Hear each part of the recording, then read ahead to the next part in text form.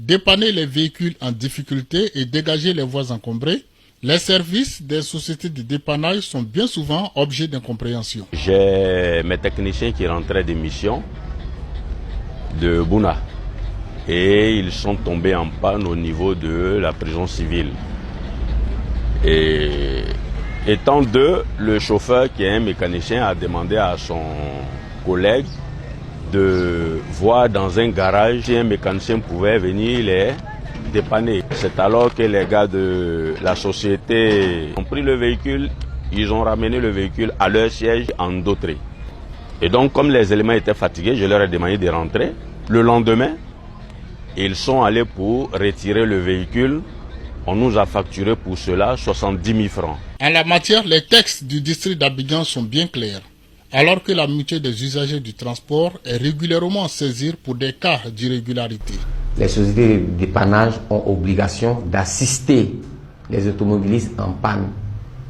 Dans un second temps, les sociétés de dépannage doivent impérativement dépanner les véhicules quand cela peut se faire dans un temps de 30 minutes à 40 minutes. Et c'est après cela, si tout ça s'avère impossible, que la société de dépannage peut maintenant remorquer le véhicule. Le véhicule remorqué doit être déposé dans un garage indiqué par l'automobiliste.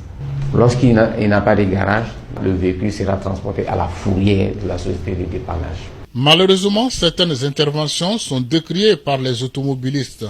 Je viens entre 17h et 18h, mon véhicule n'est pas là. Personne ne peut me renseigner. Il n'y a aucun papier, rien.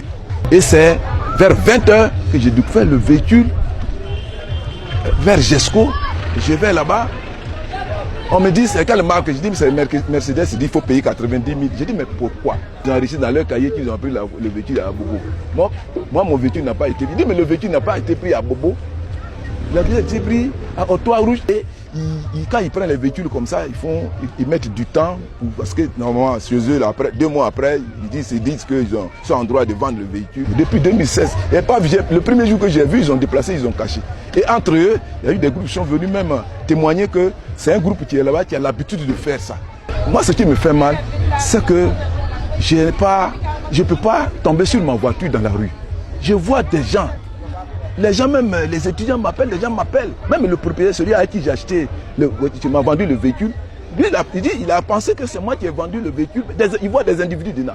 Les gens roulent ils sont dans la voiture, à Abidjan ici, à Gesco.